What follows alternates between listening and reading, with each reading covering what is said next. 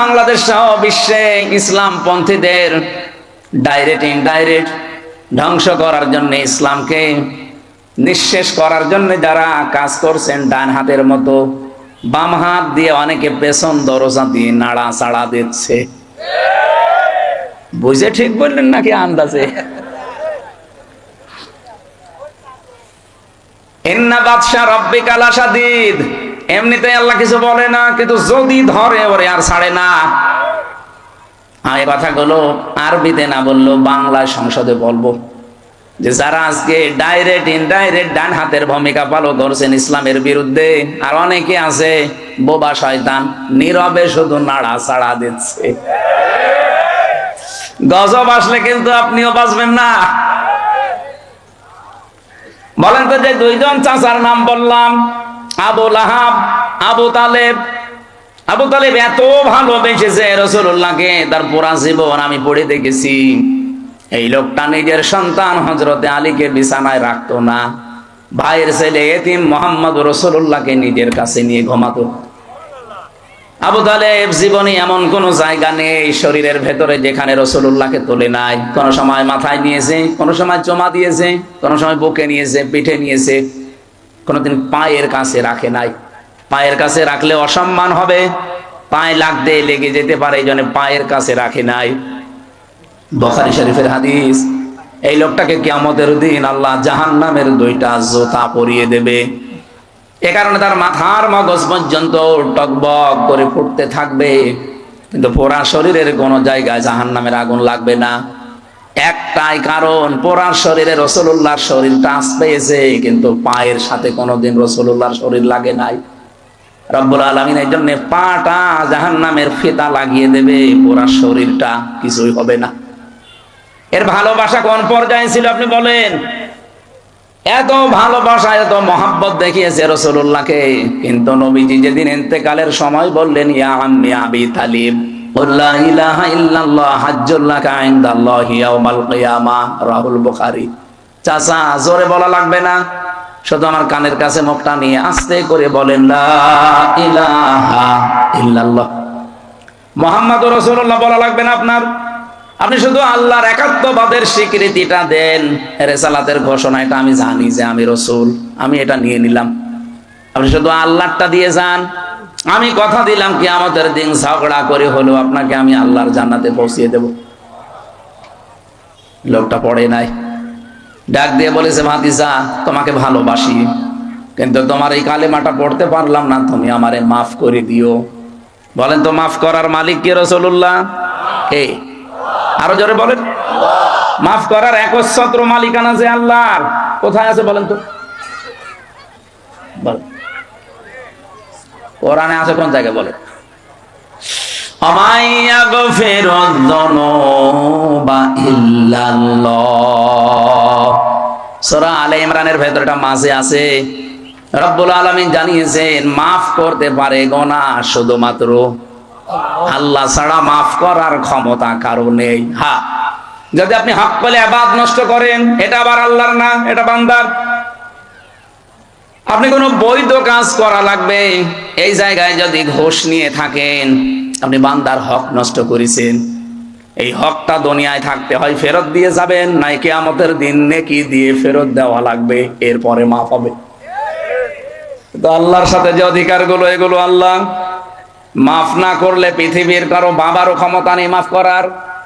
এই জন্য আমাইয়াগফিরুয যুনুবা ইল্লাল্লাহ, জাম্বন দেয়নি, যুনুব বহু বছর, কোন গুনাহ কেউ মাফ করতে পারে না ইল্লাল্লাহ, আল্লাহ ছাড়া। এই লোকটা যখন ডাক দিয়েছে, ভাতিজা মাফ করে দিও, নবীজিকে সঙ্গে সঙ্গে কোরআনে কারিমের আয়াত নাজিল করে আল্লাহ সতর্ক বাণী দিয়েছেন, ইন্নাকা লা তাহদি মান আহবাবতা ওয়ালাকিন্নাল্লাহা ইয়াহদি মান ইয়াশা ওয়া হুয়া আ'লামু বিল মুহতাদিন। সূরা কসসের ভেতরে আছে 56 নম্বর আয়াতে, নিশ্চয় হে নবী আপনি যাকে চান তাকে হেদায়েত দিতে পারেন না, আমি আল্লাহ যাকে ইচ্ছা করি তাকে হেদায়েত দান করি। আর হেদায়েত কে পাবে এটা আপনার চাইতে আমি আল্লাহ ভালো জানি। এই জন্য আলাম দেওয়া আছে। এরপরেও নবীজির মন মানছিল না, কারণ এত কষ্ট পৃথিবীতে রাসূলুল্লাহর পেছনে কেউ করে নাই। সেই জন্ম থেকে শুরু করে একেবারে প্রাপ্তবয়স্ক পর্যন্ত রাসূলুল্লাহ তার পেছনে এত, এই লোকটা রাসূলুল্লাহর পেছনে এত সময় দিয়েছে, শ্রম দিয়েছে, বাড়িতে রেখে খাবার খাওয়িয়েছে, লালন পালন করা যারে বলে। বিশ্বনবী মুহাম্মদ রাসূলুল্লাহর মন মানে না, এজন্য তিনি আবু তালেবের কবরের পাশে গিয়ে দোয়া করেছিলেন, মাপ চেয়েছিলেন আল্লাহর কাছে, রব্বুল আলামিন তুমি আমার চাচা আবু তালেবকে মাফ করে দাও। সঙ্গে সঙ্গে জিবরাইল এসে বললেন, হে নবী হাত নামান। কার জন্য হাত তুলেছেন? মা কানা লিন-নাবিয়্যি ওয়াল্লাযীনা আমানু আন ইস্তাগফিরু লিল মুশরিকিন ইলা আখির আয়াত। সূরা তাওবার 113 নম্বর আয়াতের প্রথম অংশে আছে, কোন নবীর জন্য, কোন ইমানদারের জন্য জায়েজ না, শোভনীয় না, উচিত না যে কোন মুশরিক মারা গেলে তার জন্য ক্ষমা চাবে। ওয়ালাউ কানু উলি কুরবা, যদি ওইটা নিজের নিকট আত্মীয় হয়। বাংলার মুসলমানের এটা রেকর্ড হচ্ছে। আপনি কার দোয়া আল্লাহ ফেরত দিচ্ছে টের পাচ্ছেন? জীবনে যেই নবী হাত তুলেছে আল্লাহ ফেরত দিয়েছে এমন রেকর্ড নেই, শুধু একটা জায়গায় বিশ্ব নবী হাত তুলেছে আল্লাহ ফেরত দিয়েছে, আমি তার পুরা জীবনী পেরে একটা জায়গায় পেয়েছি। মনের ভেতরে যার কামনা আসলে কবুল হয়ে যেত। মনের ভেতরে কামনা আসলে যার কবুল হয়েছে, তো সেই নবী হাত তুলে বসে আছে, আল্লাহ হাত ফেরত দিচ্ছে যে চাচা মুশরিক এই কারণে। অথচ বাংলাদেশে আমরা দেখি অনেক মুশরিক একেবারে টাটকা মরে যায়, আর আমরা দোয়া করে জান্নাতে দিয়ে আসি, মনে হয় যে আমরা কন্ট্রাক্টরই নিয়েছি। জান্নাত আমাদের বাবার নাকি? আমাদের বাবার। এই ধোকার ভেতরে আছেন আপনারা, আর আমরাও ধোকা দিচ্ছি। নবীজির মতো মানুষ যদি দোয়া করে দোয়া আল্লাহ ফেরত দেয় যে কবুল হবে না, চাচা মুশরিক, আপনার আত্মীয়তাতে কি হয়েছে? কোন চিন্তায় আছেন আপনি নিজেকে প্রশ্ন করেন। এত ভালোবাসা মহব্বত দেখিয়ে লোকটা মাপ পায়নি, শুধুমাত্র তার জীবনে অনুসরণ ছিল না রাসূলুল্লাহর। আল্লাহ পাক এজন্য সূরা আলে ইমরানের 31 নম্বর আয়াতে জানিয়েছেন, যদি আল্লাহকে ভালোবাসি এ কথা প্রমাণ দিতে চাও, আমার রাসূলুল্লাহকে অনুসরণ করার মাধ্যমে দাও।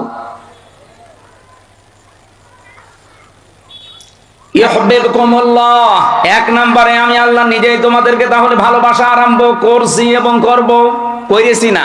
ইউহিব্বু এটাও মজারে, কেউ যদি রাসূলুল্লাহকে অনুসরণ আরম্ভ করে আমার আল্লাহ তাকে ভালোবাসা শুরু করবে। এদিকে তাকান ভালো করে, শব্দটা বোঝেন। কোরআনের কোন শব্দ যদি কেউ বোঝার জন্য চেষ্টা করেন 500 রাকাত নফল নামাজের সওয়াব হবে। এই যে ভাই, কে এটাকে? ঠিক আছে, আল্লাহ পাক বলেন আমি যদি কাউকে ভালোবাসা আরম্ভ করি কয়েকটা পুরস্কার তাকে দেই। ওয়াগফির লাকুম যুনুবাকুম আল্লাহু গফুরুর রহিম। এক নম্বরে আমি আল্লাহ নিজে তাকে মাফ করে দিচ্ছি এবং দেব। গোনা কয়টা মাফ করব? আল্লাহ জামবন দিতে পারতেন, জামবানে দিতে পারতেন, দিয়েছেন জুনুব। একটা গোনাও তার বাকি থাকবে না। আর যখন থেকে রাসূলুল্লাহর অনুসরণ আরম্ভ করবে ওই দিন থেকে ওর জীবনের সব অপরাধ আমি আল্লাহ মাফ করে দেব। না মাফ করে দিয়েছি, দেব। নওগাঁ বগুড়াবাসী এবার বলেন তো, কেউ যদি রাসূলুল্লাহকে অনুসরণ আরম্ভ না করে আল্লাহ তাকে মাফ করবে, ভালোবাসা আরম্ভ করবে? বলেন বলেন। এই আয়াতটার ব্যাখ্যা পড়ে আমি যতটুকু বুঝলাম, এই পৃথিবীতে কেউ যদি রাসূলুল্লাহর অনুসরণ আরম্ভ না করে, ও যদি আকাশ দিয়ে উড়িয়েও যায়, আল্লাহ ওকে এখনো ভালোবাসা আরম্ভ করেনি। এবার আমার প্রশ্ন ভাই, এই যে অনুসরণটা এটা কি আংশিক না পূর্ণাঙ্গ? বলেন বলেন। বাংলাদেশে বহু মানুষ আমরা রাসূলুল্লাহ অনুসরণ করি ভালোবাসার মাধ্যমে, কিন্তু আংশিক, হয়তো টুপি দিয়ে, জব্বা দিয়ে, দাড়ি দিয়ে, পাগড়ি দিয়ে, দস্তরখানা বিছিয়ে খাবার খাওয়া, এই অনুসরণ আমাদের শেষ। জীবন কি এই শেষ না আরো আছে? আপনাকে তো অনুসরণ করা লাগবে পূর্ণাঙ্গ। এই পূর্ণাঙ্গ অনুসরণের কথাগুলো যখন আমরা বিস্তারিত বলতে চাই, তখন যারা ওই আংশিক অনুসরণ করে অভ্যস্ত, তারা আমাদেরকে শত্রু মনে করে। আমার কথা মনে হয় বুঝে ফেলেছেন। না বোঝার ভান করে আছেন কারা? হাত তোলেন তো। আপনি এখনো বোঝেননি? বগুড়াবাসী, এখান থেকে আজকে সিদ্ধান্ত নিয়ে যাবেন, জীবন আর কয়দিন আছে আমি রাসূলুল্লাহর অনুসরণ আর আংশিক করতে চাই না। যত ঝড় ঝাপটা আসুক না কেন, অনুসরণ আমি করতে চাই পূর্ণাঙ্গ। কথা বলে না কেন? আর রাসূলুল্লাহকে অনুসরণ করতে হলে কোরআনে কারীমকে ইত্তেবা, অনুসরণ যেটা, ফায়াত্তাবিউনা আহসানা, এর ভেতরে যে উত্তম কথাগুলো আছে সেগুলো অনুসরণের মাধ্যমে প্রমাণ দেওয়া লাগবে। আল্লাহ পাক এই কথা বলে শেষ করেননি, আয়াতটা শেষ করলেন, উলাইকাল্লাযীনা হাদাহুমুল্লাহ, এই মানুষগুলোকে আমি আল্লাহ হেদায়েত দিচ্ছি এবং দেব। এখানে ফাইল বা কর্তা সরাসরি আল্লাহ নিজে। রব্বুল আলামিন বলেন, আমি নিজে তাদেরকে হেদায়েত দেব। তাহলে আল্লাহর হেদায়েত পাওয়ার একটা শর্ত এখানে পেলাম। কোরআনে এখান থেকে আজকে যা শুনবেন, এটা আজকে থেকে জীবনে অনুসরণ করার সিদ্ধান্ত নিয়ে বাড়ি যাওয়া লাগবে ইনশাআল্লাহ। উলাইকা হুম উলুল আলবাব, তাহলে আল্লাহর দৃষ্টিতে আপনি বুদ্ধিমান, জ্ঞান সম্পন্ন, বুদ্ধিমান বলে বিবেচিত হবেন। আল্লাহ আমাকে সব প্রত্যেককে আজকের তেলাওয়াতকৃত আয়াত থেকে মূল শিক্ষাগুলো নিয়ে বাড়ি যাওয়ার তৌফিক দেন, বলেন আমিন। দরুদ আর সালাম আমাদের নবী মুহাম্মদ রাসূলুল্লাহ সাল্লাল্লাহু আলাইহি ওয়াসাল্লামের প্রতি। আমি তেলাওয়াত করেছি আপনাদের অনেকের পরিচিত সূরা লোকমানের 12 নম্বর আয়াত। 34টা আয়াত আছে, 4টা রুকু আছে, মক্কায় নাজিল হয়েছে। একটা মাত্র আয়াতের উপরে আমাদের আজকের কথা হবে ইনশাআল্লাহ। এই পৃথিবীতে যত জ্ঞানী বান্দাদের নাম আমরা শুনেছি, তাদের ভেতরে অন্যতম একজন মানুষ লোকমান। আমি তার জীবনী পড়তে গিয়ে পেয়েছিলাম, ইবনে কাসির বর্ণনা দিচ্ছে, এই পৃথিবীতে 3 জন কালো মানুষের নাম পাওয়া যায়। একজন হযরতে ওমরের খাদেম ছিলেন, মাহজা। 2 নম্বরে হযরতে বেলাল রাদিয়াল্লাহু তাআলা আনহু। 3 নম্বরে লোকমান আলাইহিস সালাম।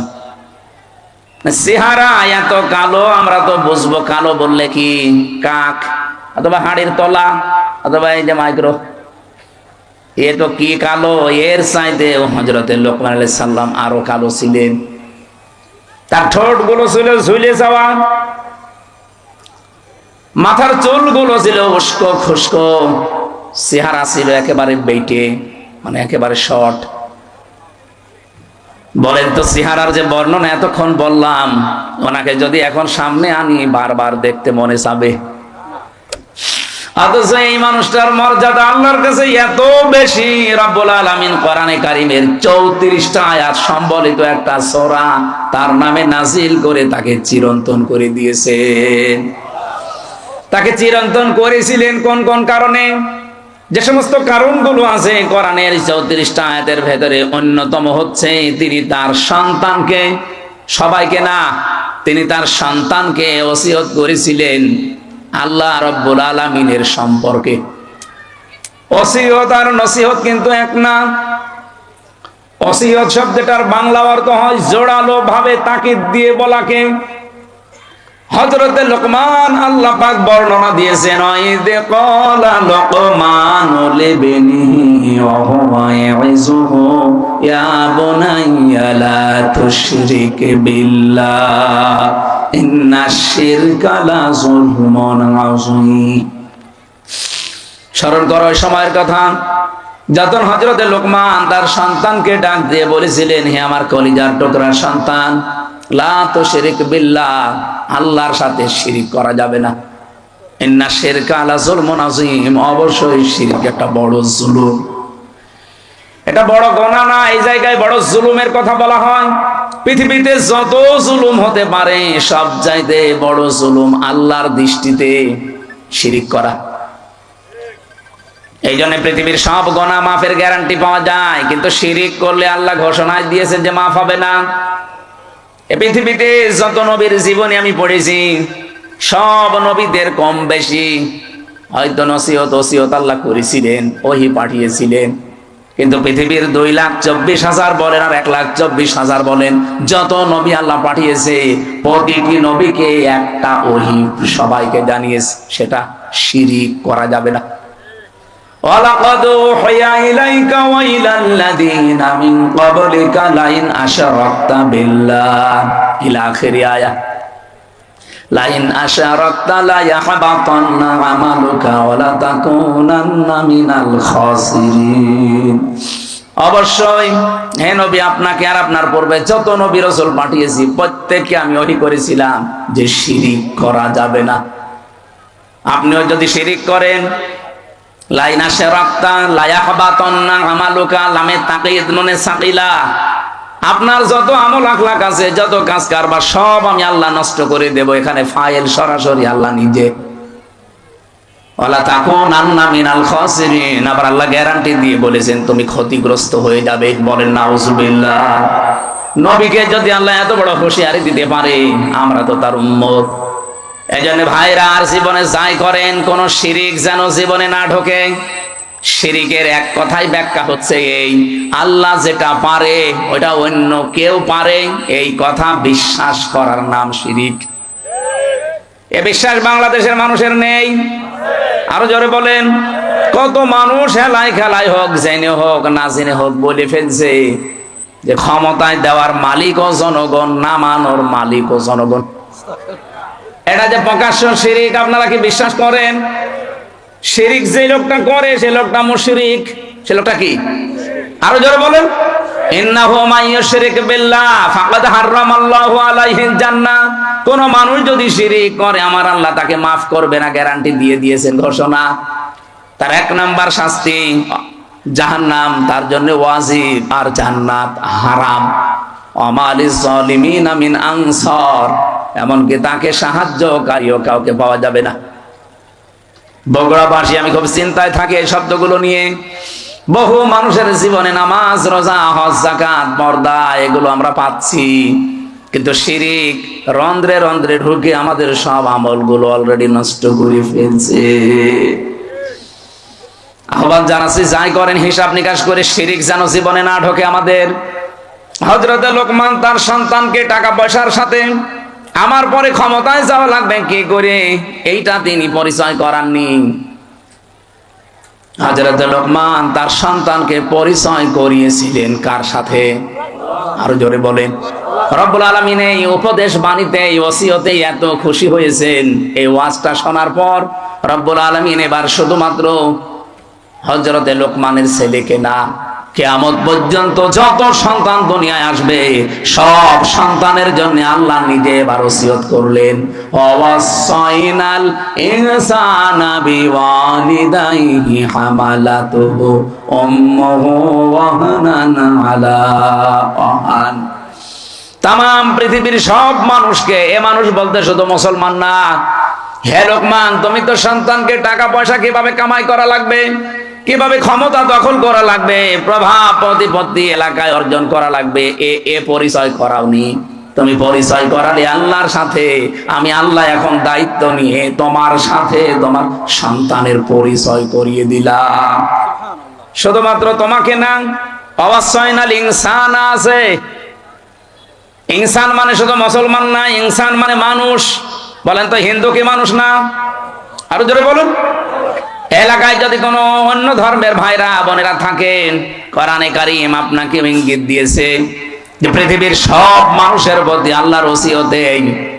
ওসিয়ত মানে কিন্তু জোরালো ভাবে বলা, গুরুত্ব দিয়ে জোর দিয়ে বলা।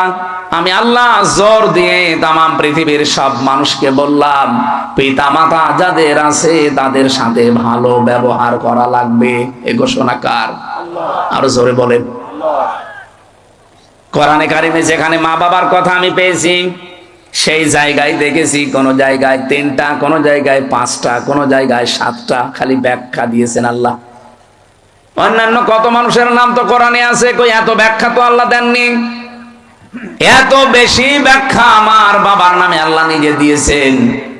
রব্বুল আলামিন ব্যাখ্যা দিতে দিতে এমন সুন্দর সুন্দর শব্দগুলো চয়ন করলেন কোরআনে। আখফিদ লাহুমা জানাহাদ-দুল্লি মিনার রাহমা ওয়াকুর রাব্বিরহামহুমা কামা রাব্বায়ানি সাগীরা। বলেন আল্লাহু আকবার। আল্লাহ বলেন আখফিজ।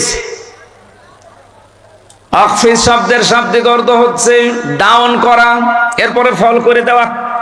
শুধু ডাউন করার নাম আখফিজ না, ডাউন করার পরে ফল করে দাও।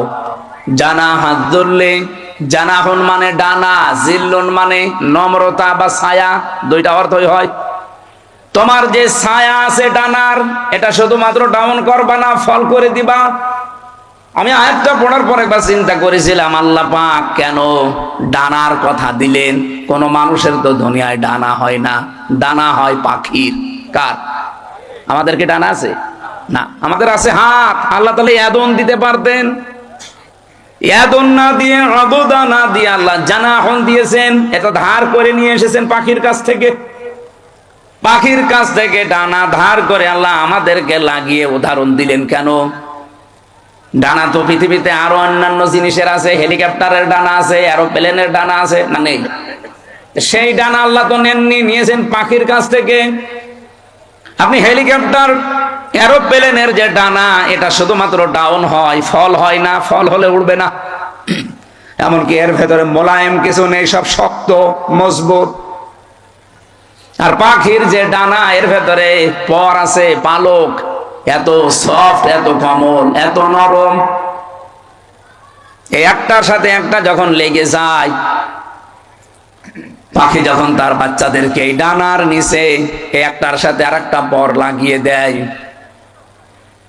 তখন বাচ্চাগুলো এই ডানার নিচে একটা কিচির মিচির আওয়াজ দেয়। এটাকে বাংলায় বলা হয় অনির্বচন সুখ। তার মানে বাচ্চাগুলো মাকে বোঝাতে চায়, মা তুমি যেভাবে আমাদেরকে আগলিয়ে রেখেছো, তোমার ডানাগুলো শুধুমাত্র ডাউন করনি, ডাউন করার পরে ফল করে দিয়েছো। এই জন্য আমরা এমন নিরাপদে আছি যে আমাদেরকে আর অন্তত কোনো শত্রু দেখতে পাচ্ছে না, আমাদের ক্ষতি হওয়ার আর কোনো সম্ভাবনা নেই।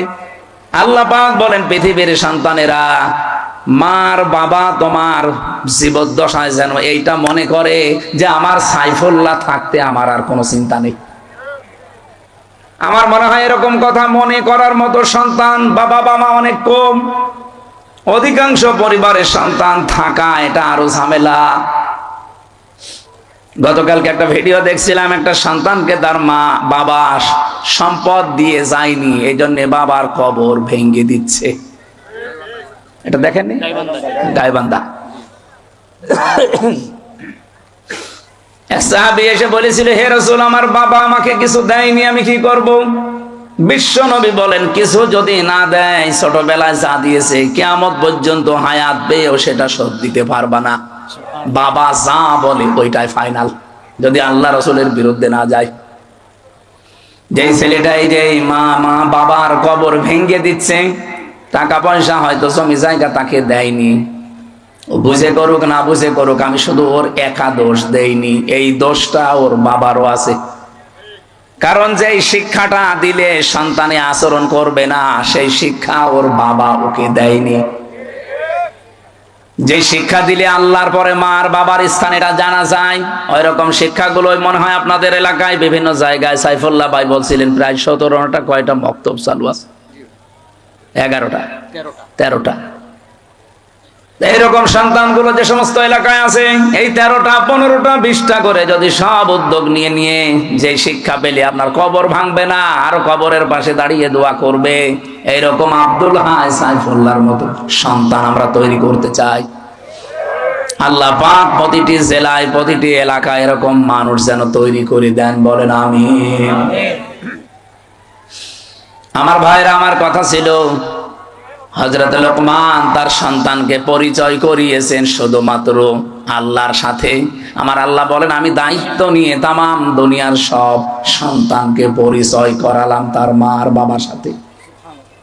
এমন একটা সুন্দর উদাহরণ আল্লাহ কোরআনে সেট করলেন। তোমার মা বাবা যদি পৃথিবীর সব কিছু তোমাকে ছেড়ে দিতে বলে, নবীজি বলেন মার বাবার জন্য সব কিছু ছেড়ে দেওয়া তোমার জন্য ফরজ, যদি ওটা জায়েজ হয়।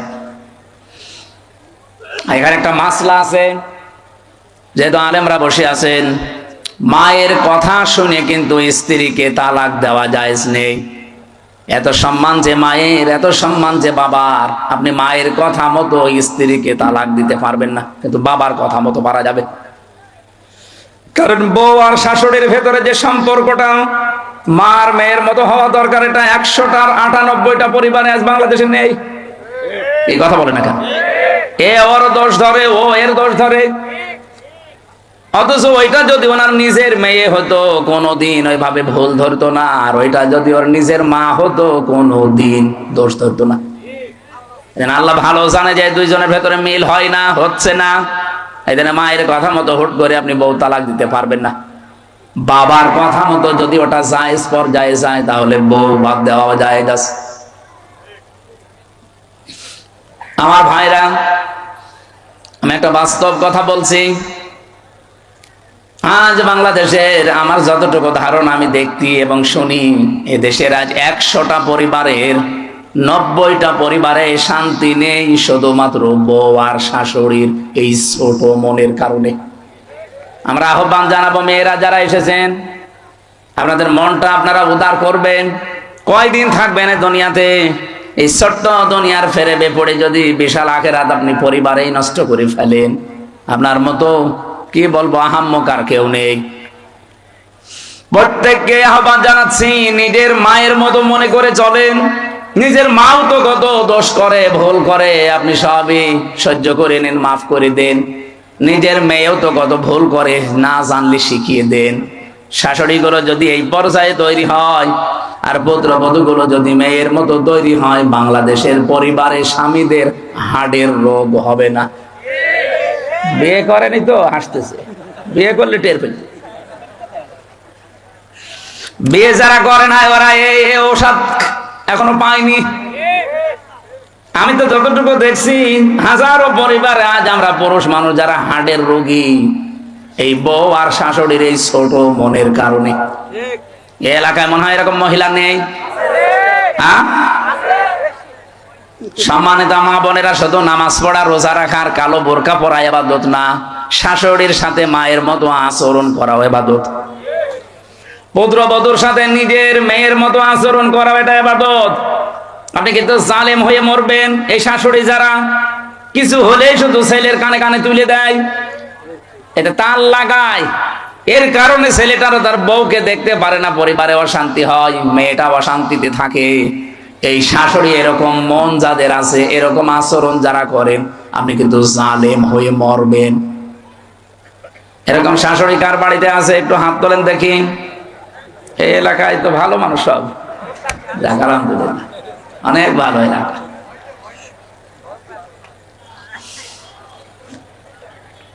আমি কোরআনে কারিমের এই যে ব্যাখ্যামূলক আয়াতগুলো যখন পড়ি, আমার মনে হয় আল্লাহ তুমি কি বললে, আর আমাদের পরিবারে কি চলছে। মায়ের কষ্টের কথাগুলো আল্লাহ আয়াতের পরবর্তীতে তুলে ধরেছেন। হামালাতুহু উম্মুহু ওয়াহানান আলা ওয়াহনি ওয়া ফিসালুহু ফি আমাইনি আনিশকুর লি ওয়া লিওয়ালিদাইকা ইলাইয়াল মাসীর। আল্লাহ বলেন, এত কষ্ট করে মা তোমাকে পেটে বহন করে। আমি এই হামালাতুহু উম্মুহু ওয়াহানানের ব্যাখ্যা পড়েছি। একটা মা পৃথিবীর জমিনে একটা সন্তানকে ডেলিভারি দেওয়ার সময় 57 ইউনিট কষ্ট সহ্য করে।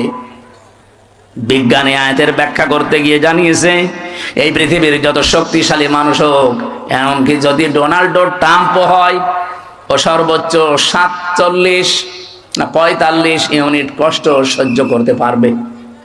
45 ইউনিটের বেশি কষ্ট দিলে ডোনাল্ড ট্রাম্প মরে যাবে।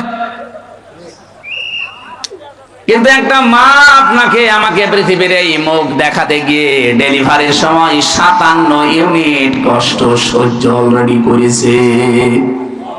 এই কষ্ট সহ্য করার সময় সে সিদ্ধান্ত নিয়ে ফেলেছিল যে এই পৃথিবীতে যদি আমির হামজা এ গোলাম রব্বানি, এ আকরাম এ সুন্দরভাবে খালাস হয়ে যায়, তাহলে জীবনে আর স্বামীর কাছে যাব না। কিন্তু আমির হামজা যখন দুনিয়ায় আসে, আকরাম যখন দুনিয়ায় এসে যায়, আকরামের হামজার চেহারা দেখার পরে এই যে কষ্টটা 10 মাস 10 দিনের ডেলিভারির, আল্লাহ বলেন সব আমি মুছে ফেলে দেই। আমরা যারা সন্তান আছি, আমাদেরকে যেহেতু পরিচয় আল্লাহ করিয়ে দিচ্ছেন মার বাবার সাথে, এই পৃথিবীতে আমরা জানি আল্লাহ পাক বাদে কারো আইন মানা জায়েজ। ওয়াকাদা রাব্বুকা আল্লা তা'বুদু ইল্লা ইয়্যাহু ওয়া বিল ওয়ালিদাইনি ইহসানা। আল্লাহর আইন মানা কি? সবাই বলেন। আর মা বাবার আইন মানা না ফরজ না। মা বাবার আইন মানা ফরজ না। ওয়া বিল ওয়ালিদাইনি ইহসানা, মা বাবার সেবা করা ফরজ। আর যার মা বাবা তার সেবা করা ফরজ। কথা বোঝা গেছে?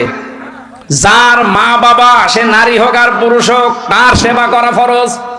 অন্য কেউ যদি না করে তার গুনাহ হবে না, হ্যাঁ সে যদি দায়িত্ব পালন করে তাহলে তার সওয়াব হবে। অনেক শ্বশুর আছে, শাশুড়ি আছে, আন্দাজে মন খারাপ করে, ইসলামী মাইন্ডের পরিবার থেকে বৌমা নিয়ে আসলাম, আমার খেদমত করে না। আরে বৌমা আপনার খেদমত করবে কোথায় পেয়েছেন আপনি? আপনার খেদমত যদি করা দায়িত্ব হয়ে থাকে, ফরজ হয়ে থাকে, এটা আপনার সন্তানের। ঠিক বললে তো হচ্ছে না, কারণ বহু সন্তান আমরা চাই। আমি আছি, রব্বানি আছে, আব্দুল হাই আছে, হাজারো সন্তান আমরা চাই আমার মা বাবার যে সম্মান, আমরা তো জানি তাদের সেবা করা, তাদের খেদমত করা, কিন্তু অধিকাংশ পরিবারে আমরা পারি না আমাদের বউর কারণে। কি কথা বললেন না কেন? এটা তো রেকর্ড হচ্ছে, আমার ম্যাডামও মনে হয় শুনবে, শুনুক, আমার আর কোনো ভয় নেই। এখন আমরা এমপি তো ভয়। আমি চাই তারাও যেন অন্তত এটা মেনে নিতে পারে। আমরা অধিকাংশ মানুষ আজ হার্টের রোগী হয়ে যাচ্ছি, হার্ট অ্যাটাক করে মানুষ মরতেছে। মির্জা আব্বাস এখন আছে, কি হবে আল্লাহ জানে, মরে যেন না যায়। অন্তত জীবনের একটা আশা যে মাননীয় স্পিকার এ কথা বলবে। এখন তো সিঙ্গাপুরে যে অবস্থা, যদি মরে যায় ওখানে তো আবার সে পাটোয়ারি চলে আসতে পারে। বগুড়াবাসী, এবার আমি যে কথা তুলতে চেয়েছিলাম, আমার 8টা পয়েন্টের উপর আজকে আলোচনা আমি নোট করেছি। রব্বুল আলামিন যে 3 জন কালো মানুষের নাম বললাম তাফসিরে, এটা মারিফুল কোরআনে পাবেন। এই 3 জন কালো মানুষের ভেতরে হযরতে লোকমান, আল্লাহ পাক বলেন আমি আল্লাহ তার মর্যাদা এত বেশি বাড়িয়েছি কেন জানো? ওয়ালাকাদ আতাইনা লোকমানাল হিকমাতা, অবশ্যই আমি লোকমানকে জ্ঞান দিয়েছিলাম, হিকমা দিয়েছিলাম, আর তাকে এই কথা বলে দিয়েছিলাম আনিশ করলি ওমা ইয়াশকুর ফাইন্নামা ইয়াশকুরু লিনাফসি, আনিশ করলিল্লাহ, যে আমি আল্লাহর শুকরিয়া আদায় করো, কৃতজ্ঞ হও। যে ব্যক্তি আল্লাহর শুকরিয়া আদায় করে সে যেন নিজের জন্যই করে। ওমান কাফারা ফাইন্নাল্লাহা গনিয়্যুন হামিদ, কোন মানুষ যদি পৃথিবীতে আল্লাহর শুকরিয়া আদায় না করে, কুফরি করে, অকৃতজ্ঞ হয়ে যায়, সে যেন মনে রাখে আমার আল্লাহ মুকাফেকিহীন, প্রশংসিত। এটা আমরা তেলাওয়াত কিন্তু আয়াতের বাংলা অর্থ ছিল। এবার আমি যে আয়াত থেকে যা পেয়েছি এগুলো ডেলিভারি দিতে চাই, নাকি চলে যাবেন? না, থাকবেন তো ইনশাআল্লাহ। হযরতে লোকমান বলেন ইন্নী খাদামতু, অবশ্যই আমি খেদমত করেছি, আলাফ আরবাআতা আলাফ মিনাল আম্বিয়া, এই পৃথিবীতে 4000 নবীর খেদমত আমি করেছি। কত? এখন ভালো করে শুনবেন, 4000 নবীর আমি খেদমত করেছি। হাসালতু মিনহুম, তাদের কাছে আমি হাসিল করেছি, পেয়েছি এই 4000 নবীর খেদমত করতে গিয়ে সামানিয়াতা আশিয়া, 8টা জিনিস আমি তাদের কাছে পেয়েছি। তাহলে আজকের যে ওয়াজটা, এটা 1টা 2টা 3টা নবীর না, 4000 নবীর খেদমত করে তাদের কাছে হাসিল করা জিনিস। হযরত লোকমান বলেন আমি 4000 নবীর খেদমত করেছি, তাদের কাছে যা যা পেয়েছি তার মধ্যে 8টা জিনিস আমার কাছে অন্যতম। 8টা জিনিস আমি চাই পৃথিবী যতদিন থাকবে মানুষেরা এই 8টা জিনিস যেন অর্জন করে। বলেন সুবহানাল্লাহ। আমি আপনাদেরকে, আমি সহ প্রত্যেকে যেন অর্জন করতে পারি।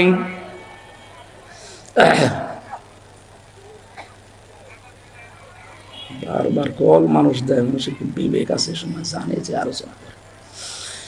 এক নম্বরে 8টা শিক্ষার ভেতরে আমি পেয়েছি নবীদের কাছ থেকে যে নামাজের ভেতরে মন তৈরি করা লাগবে। কিসের ভেতরে? প্রশ্ন আসতে পারে সব নবীর না জামানায় কি নামাজ ছিল? হ্যাঁ, হযরতে আদম আলাইহিস সালাম থেকে শুরু করে মুহাম্মদুর রাসূলুল্লাহ পর্যন্ত যত নবী আল্লাহ দুনিয়াতে পাঠিয়েছেন, প্রত্যেক নবীকে আল্লাহ পাক কম বেশি সেজদার হুকুম দিয়েছিলেন। হ্যাঁ, তাদের হয়তো এভাবে 5 ওয়াক্ত ছিল না, কিন্তু সেজদা দেওয়ার নিয়ম ছিল, কারণ সেজদা ছাড়া কেউ আল্লাহর নিকটবর্তী হতে পারে না। আসজুদ ওয়াক্তারিব, সেজদা দাও, আল্লাহর নিকটবর্তী হয়ে যাও। আদম আলাইহিস সালাম তাওবা করার মাধ্যমে উনি যে ফজরের 2 রাকাত নামাজ স্বামী আর স্ত্রী মিলে আরাফাতের ময়দানে পড়েছিলেন, আমরা তাফসীরের কিতাব থেকে হাদিস থেকে যেটা পেয়েছি, রব্বুল আলামিন আদমের প্রতি 350 বছর পরে এত খুশি হয়েছিলেন এই 2 রাকাত নামাজের সেজদায়। কিয়ামত পর্যন্ত উম্মতে মুহাম্মদী যারা আসবে তাদেরকে আল্লাহ এই 2 রাকাত নামাজ ফরজ করে দিয়েছেন। ওই দিন হযরত আদম আলাইহিস সালাম যে দোয়া করেছিলেন, এই দোয়াটা আল্লাহর কাছে এত বেশি পছন্দনীয়, এত বেশি ভালো লেগেছে, আল্লাহ ডাক দিয়ে বলেছিলেন, আদম, কিয়ামত পর্যন্ত তোমার সন্তানাদি যারা আসবে তারাও যদি কোনো ভুল করে অপরাধ করে এই দোয়াটা পড়ে, আমি আল্লাহ তোমার মতো সন্তানদেরকেও মাফ করে দেব। আদমের সন্তান আমরা যারা জবান করে পড়েন, রব্বানা যালামনা আনফুসানা ওয়া ইল্লাম তাগফির লানা ওয়া তারহামনা লানাকুনান্না মিনাল খাসিরিন। ফজরের নামাজের যে 2 রাকাত, এটা আদম আলাইহিস সালাম থেকে পাওয়া। জোহরের নামাজের যে 4 রাকাত হযরত ইব্রাহিম আলাইহিস সালাম থেকে পাওয়া। আসরের নামাজের যে 4 রাকাত হযরত উসাইর আলাইহিস সালাম থেকে পাওয়া। মাগরিবের নামাজ যে 3 রাকাত হযরত আইয়ুব আলাইহিস সালাম থেকে পাওয়া। এশার নামাজ যে 4 রাকাত, এটা হযরত আয়েশার কারণে স্পেশাল ভাবে আল্লাহ মুহাম্মদুর রাসূলুল্লাহকে দিয়েছেন। রব্বুল আলামিন বলেন, হযরত লুকমান, তাকে আমি আল্লাহ জ্ঞান দিয়েছিলাম, হিকমা দান করেছিলাম। এই জ্ঞান পাওয়ার পরে তার প্রথম কাজ হয়েছে সে শুকরিয়া আদায় করেছে আল্লাহর। তাহলে এখান থেকে কয়েকটা শিক্ষা পাওয়া যায়। জ্ঞান যারা পাবে, জ্ঞানী তো আল্লাহর দৃষ্টিতে তারা যারা আল্লাহর কাছে নত হবে, নম্র হবে, শুকরিয়া আদায় করবে আল্লাহর নিয়ামতগুলোর। তা আমাদের আচরণটা পুরা উল্টা। একটা ভিডিও দেখছিলাম আজকে আসার সময়, নৌকা নিয়ে পার হয়ে যাচ্ছে একজন, 2 জন শিক্ষিত মানুষ। মাঝিকে নৌকা যখন একেবারে নদীর মাঝে, অনেক সুন্দর সুন্দর কথা শোনাচ্ছে মাঝি, তুমি আমাদের বাবা, তুমি আমাদের দাদা, বাবা দাদা খালু যা বলার সব বলছে, যে শুধুমাত্র নদীটা আস্তে আস্তে পার করো। এ কথাগুলো শুনতে শুনতে বেশ নদীটা পার করে যেই ডাঙ্গায় তুলে দিয়েছে, ডাঙ্গায় নামার পরে এমন গালিগালাজ আরম্ভ করেছে। আমার এই উদাহরণটা ভিডিওতে দেখার পরে মনে হচ্ছিল বাংলাদেশে আজ অনেকেই এই আচরণ করছে। 18 মাসে যাদের আচরণ ছিল একরকম, দেখেন 18 মাস পরে নির্বাচিত হয়েই তাদের আচরণ ঠিক ওই 2 ভদ্রলোকের মতো হয়ে গেছে। এতদিন যাদেরকে বাপ বলতো, দাদা বলতো, খালু বলতো, এখন তাদেরকে শালা বলছে। এমনকি বৈধ জিনিস পর্যন্ত তারা মানতে চাচ্ছে না। তার মানে ক্ষমতায় না থাকলে মানুষ যতটুকু নম্র হয়, ভদ্র হয়, কৃতজ্ঞতা আদায় করে, ক্ষমতা পেয়ে অনেক মানুষ অহংকারী হয়ে যায়। হযরত লোকমান এটা হননি। অনেক জ্ঞান পাওয়ার পর, এটা যেতে আল্লাহর একটা নিয়ামত, এই পৃথিবীর শ্রেষ্ঠ নিয়ামতের ভেতরে, এটা পাওয়ার পরে তিনি শুকরিয়া আদায় করেছিলেন, কৃতজ্ঞতা আদায় করেছিলেন, কৃতজ্ঞ হয়েছিলেন আল্লাহর কাছে। রব্বুল আলামিন বলেন, লাকাদ আতাইনা দাউদা ওয়া সুলাইমানা ইলমা। অবশ্যই আমি দাউদ আর সুলাইমানকে জ্ঞান দিয়েছিলাম। আকাল আলহামদুলিল্লাহিল্লাযী ফাদ্দালানা আলা কাসীরিম মিন ইবাদিহিল মুমিনিন।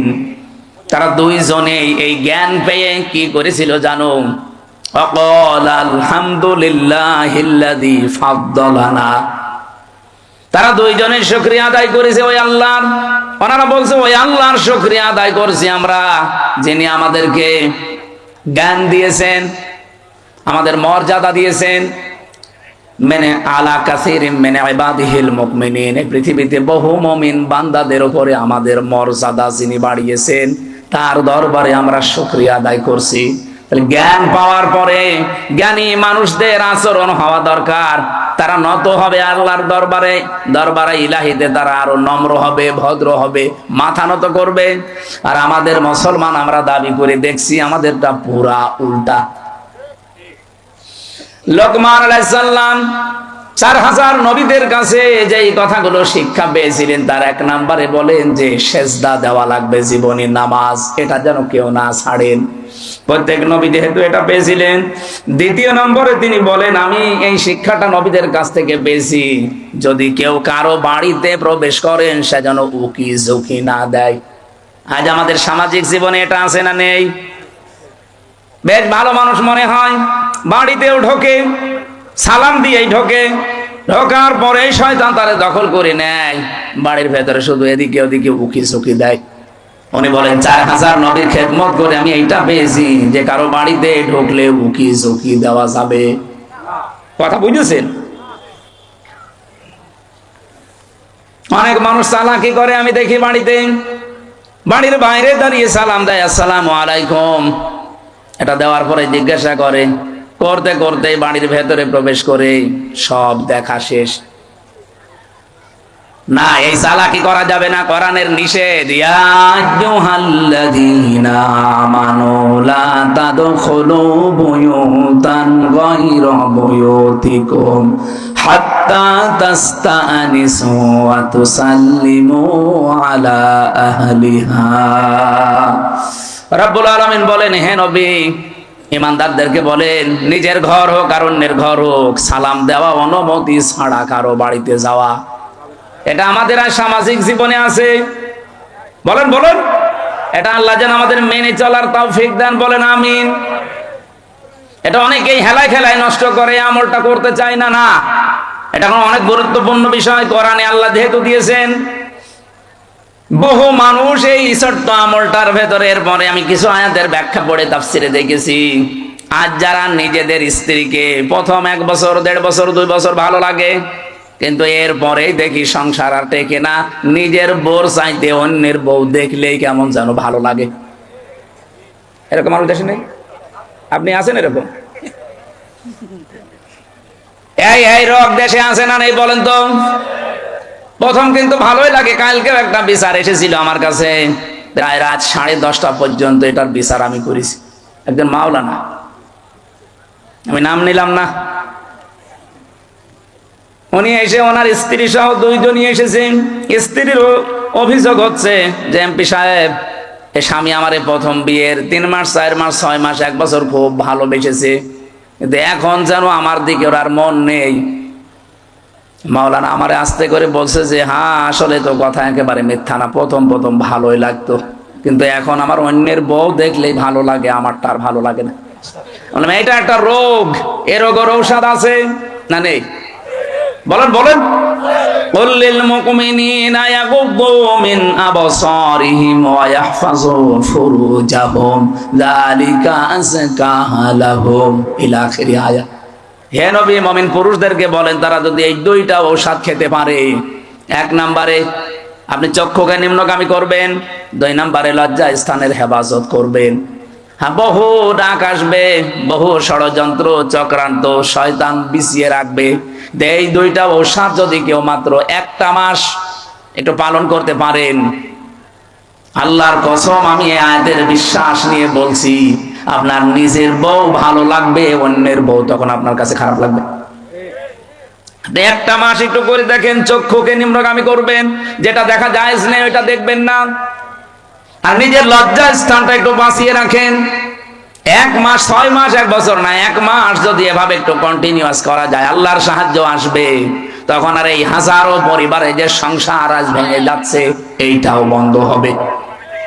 এখানে যারা এরকম রোগী আমরা আছি, আমরা যেন রোগ মুক্ত হতে পারি, আল্লাহ তৌফিক দেন, বলেন আমিন। সত্যি করে বলেন তো, এরকম রোগ আছে কার? কোন এলাকায় ওয়াজ করতে আসলাম গো? এটা সব আল্লাহর ওলি। এরকম কোন রোগী তো এলাকায় নেই। এটা শুধু পুরুষের ক্ষেত্রে না, মেয়েদের ক্ষেত্রেও। আজ হাজারো পরিবারে খালি ডিভোর্স ডিভোর্স আর ডিভোর্স চলছে, এই একটা মাত্র কারণে। নিজের চোখের হেফাজত নেই, 2 নম্বরে লজ্জা স্থানের হেফাজত করে না। স্বামী বাড়ি না থাকলে বহু মহিলা আছে আল্লাহকেও ভুলে যায়, স্বামীকেও ভুলে যায়। এই 2টা জিনিসের গ্যারান্টি একটু নেন। আমি আশা করছি আপনাদের আমাদের যেসব রোগটা আছে, এই রোগকে আল্লাহ পুরাপুরি নিরাময় করে দেবেন, বলেন আমিন। 3 নাম্বারটা বলছি, হযরত লোকমান বলেন আমি 3 নাম্বারে পেয়েছি, খাবার যদি খেতে বসো একেবারে সব সাবার করে ফেলবা না। প্রতিটি নবী এই শিক্ষাটা আমি নবীর খেদমত করে পেয়েছি 4000 নবীর কাছে। তারা কোনোদিন যা খেতে বসেছে সব সাবার করেনি। এই জন্য প্রত্যেক নবীর বুক ছিল বড় আর পেট ছিল ছোট। আমরা এমন উম্মত, আমাদের কোনো বুক নেই, শুধু পেট। আমি সংসদে আমার ডাইনে বামে সামনে পেছনে যেখানেই তাকাচ্ছি শুধু ভড়ি আর ভড়ি, খালি আমারই ভড়ি নেই। আমার বামে যেটা ওইটাও ভড়িয়ালা, ডাইনে যেটা ওইটা ভড়িয়ালা। নাম নিলাম না, আপনি দেখতে পাবেন কালকে পরশু দিনই কি ভড়ি গো। মাঝে মাঝে আমার মনে হয় আল্লাহ এদের ভড়ি দেখে তো মহিলারা লজ্জা পাবে। ছেলে মেয়ে হয় আমাদের আর ভড়ি হয় এর। কি পেট, আখের পেট। নবীদের এরকম পেট হয়নি কেন? কারণ নবীরা 3টা সুন্নাত আদায় করে খাবার খেতেন। 1 ভাগ খাবার, 1 ভাগ পানি, আর 1 ভাগ হজম করার জন্য খালি রাখতেন। এই জন্য নবীদের পেট বড় হয়নি, বড় হয়েছে বুক। তাদের এই বুক বড় হওয়ার কারণে তারা জালেমদের সামনে মাথা নত করে নাই, সত্য বলতে ভয় পায় নাই। কথা বলছেন না কেন? আজ বাংলাদেশে আমাদের যদি সত্যি বুক থাকতো, আমি যেমন টার্গেট নিয়েছিলাম সংসদে, আমি যদি নির্বাচিত হতে পারি 100 দিনের ভেতরে আমি কুষ্টিয়ার সদর আসনে অন্তত 100 দিনের ভেতরে যতগুলো অফিস আদালত আছে সবগুলো জনবান্ধব করে তুলবো। আর এটা করতে গেলে আমি নিজেও জানতাম যে অনেকের মন পাওয়া যাবে না। কারণ যত বড় অফিসার সে তত বড় মুডে থাকে। সবাই চায় যে আমার সবাই জি হুজুর জি হুজুর, স্যার স্যার, এটা করতে থাক। চেয়েছিলাম যে ডিসি এসপি টিওনো ওসি সিভিল সার্জন সহ সরকারি যত প্রতিষ্ঠান আছে এগুলো যেন জনবান্ধব হয়, মানুষ যেন সেখানে যে ভয় না পায়। এই ভয় দূর করার জন্য খালি বারবার এখানে মানুষের সম্পৃক্ততা বাড়ানোর চেষ্টা করলাম। যেই কয়টা জিনিসে হাত দিলাম দেখি না, শত্রু হয়ে গেছে। আমি নাম ধরেই বলছি, কুষ্টিয়ার এখন যারা দায়িত্বে আছে এই মানুষগুলো এখন আর আমাকে দেখতে পারছে না, কারণ এদের আতে অলরেডি ঘা লেগে গেছে। হাসপাতালে হাত দিলাম, হাসপাতালের যারা দায়িত্বে আছে এরা এখন আর রাজি না। প্রথম প্রথম বলতো যে হ্যাঁ খুব ভালো কাজ হচ্ছে। বাজারটা মনিটরিং করার জন্য এত অত্যাচার করে মানুষেরা। ম্যাজিস্ট্রেট নিয়ে একদিন গিয়ে দেখলাম 670 টাকা দিয়ে 570 টাকা দিয়ে মুরগি, দেশি মুরগি কিনেছে আর বিক্রি করছে 650 টাকা। ম্যাজিস্ট্রেটকে বললাম দেখেন তো সর্বোচ্চ লাভ করার কি আছে? উনি বলছে 18 থেকে 20 টাকা। একটা জিনিসে আপনি সর্বোচ্চ 18 থেকে 20 টাকা লাভ করতে পারবেন, আর ও লাভ করছে 1 কেজিতে 80 টাকা। বলতে গেলাম আমি কালার হয়ে গেছি। বলছে এইটা এমপির কাজ না। মাদকের ওখানে গিয়ে 27 জনের লিস্ট করলাম পুরা কুষ্টিয়ার ওই পাড়াতে, যে এদের দ্বারা সমাজ পরিবার ধ্বংস হয়ে যাচ্ছে। ও আল্লাহ, পরে দেখি যাদের কাছে নালিশ দিয়েছি সেই তাদের কাছে টাকা খায়। ওরা রাতের বেলা এসে আমারে বলছে হুজুর আপনি আমাদের নাম পাঠিয়েছেন থানায়, ও থানার বাবুরে ডাকেন। ওদের রাতের বেলা সিভিল পোশাকে এসে মাল নিয়ে যায়। আমি নালিশ দেবো কার কাছে? এখন তাদের কাছেও খারাপ যে হ্যাঁ এইটাও এমপির কাজ না। হাসপাতালে কাজ নেই, বাজারে কাজ নেই, মাদকে আমার কাজ নেই, তা আমার কাজ কোথায়? খালি বসে বসে জিকির করব। এই মানুষগুলো এখন শত্রু হয়ে যাচ্ছে। যে লোকটা একটু বন্ধু মতো ছিল সাবেক ডিসি, তারা অলরেডি শত্রুতা করে তাড়িয়ে দিয়েছে, কুষ্টিয়া থেকে বদলি করে দিয়েছে। এত বড় অপরাধ করার পরও কোনো অনুশোচনা তাদের নেই। এই মানুষগুলো বুক উঁচু করে মাইকের সামনে বলে আমাদের কথা শোনে না, এই জন্য তাকে আমরা বদলি করে দিয়েছি। লজ্জা। আমি ওই দিন স্ট্যাটাস দিয়েছিলাম যে সৎ, যোগ্য এবং ভালো মানুষের কদর বাংলাদেশে নেই। যে যত বড় দুর্নীতিবাজ সে এই দেশের তত বড় হিরো। দেশের একেবারে 12টা বাজিয়ে দিচ্ছে যারা, তারাই নাকি এই দেশের এখন সর্বোচ্চ জায়গায়। আমার ভাইরা, আমি যে সিদ্ধান্ত নিয়েছিলাম এগুলো আমি পালন করবই, কারণ আমি কোরআনে কারিম থেকে এটা জানি, দুনিয়ার সবাই যদি আমার শত্রু হয়ে যায়, আমি যে বুক বড় করেছি, বুক মানে বড় বুক এইটার বলে না, এ বুকের ভেতরে আল্লাহ যে সৎ সাহস দিয়েছে, আমার কুষ্টিয়ার যারা দায়িত্বে আছে এরা কেন সারা পৃথিবী আমার বিরুদ্ধে চলে গেলেও ডন্ট কেয়ার, কিছু মনে করি না।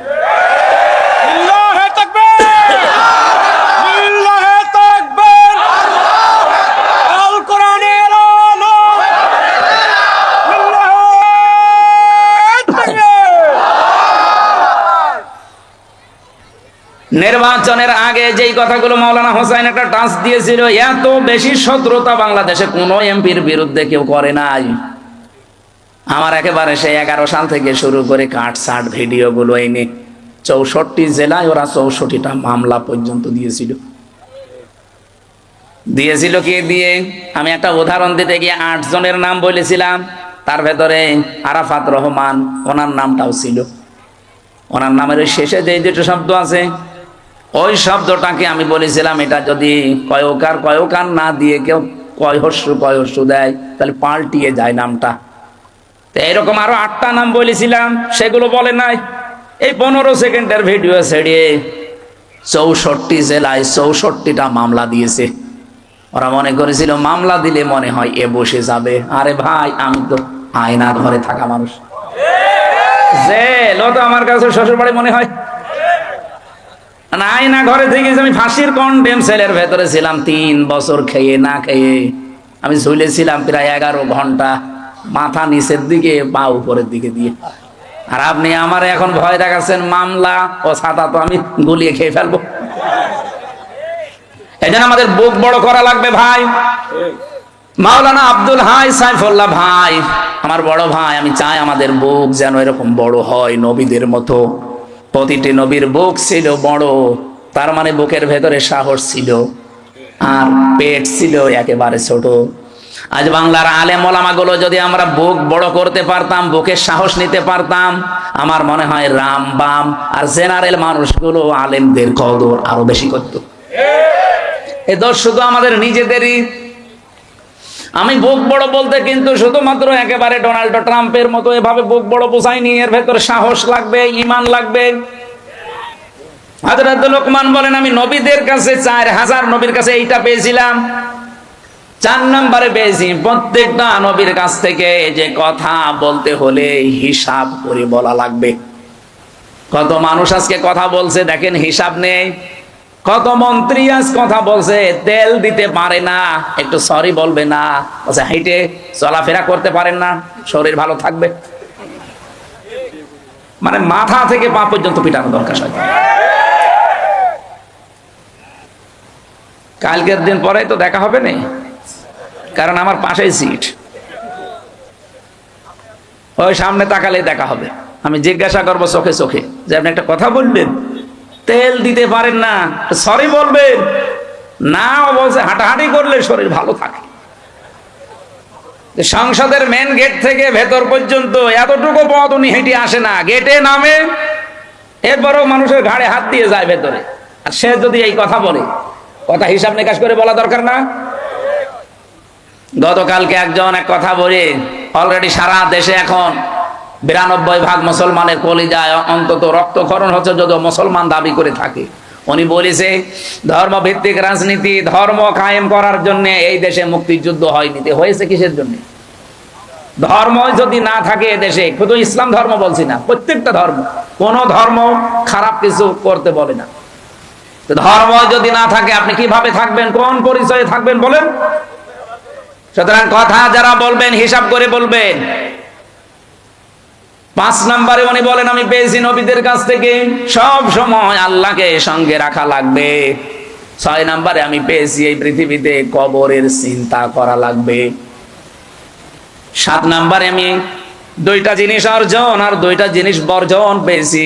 7 নাম্বারে পেয়েছি সব সময় মানুষ জানো অন্তত মরা লাগবে এই চিন্তাটা মাথায় নিয়ে ঘোরে। যখনই চিন্তা হবে যে মরা লাগবে, ওর দ্বারা দুর্নীতি করা সম্ভব না। সর্বশেষ আমি 8 নাম্বারে প্রত্যেক নবীর কাছে এটা পেয়েছি যে জীবনে আমাদের যেন কোনো বিষয়ে অহংকার না আসে। আল্লাহ পাক এই 8টা জিনিস 4000 নবী এগুলো শিখিয়েছে। উনি বলেন হাসাল তো আমি হাসিল করেছি, পেয়েছি মিনহুম এই নবীদের কাছ থেকে সামানিয়াতা আশিয়া। এই 8টা জিনিস কিয়ামত পর্যন্ত দুনিয়া যারা আসবে তারা যেন এই 8টা জিনিসকে ফলো করে চলতে পারে, আমরাও যেন পারি। বলেন আমিন। ওয়া ইয়াশকুর ফাইন্নামা ইয়াশকুরু লিনাফসি। আল্লাহর কোনো লাভ নেই, এভাবে শুকরিয়া আদায় করে চলতে পারলে লাভ আমাদেরই। কারণ আমার আল্লাহ 2টা নাম এখানে দিয়েছেন, গনিয়্যুন হামিদ। উনি মুখাফেক্ষিহীন এবং প্রশংসিত। আমরা যদি কেউ দুনিয়ায় প্রশংসা আল্লাহর না করি, আল্লাহর ক্ষমতা হারিয়ে যাবে। বলেন বলেন। সুতরাং আল্লাহ পাক সম্মানিত উপস্থিতি, মাহফিলের আজীবন দাতা সদস্য করার জন্য ওনারা আপনাদের আহ্বান জানিয়েছেন। সর্বনিম্ন 1000 টাকা।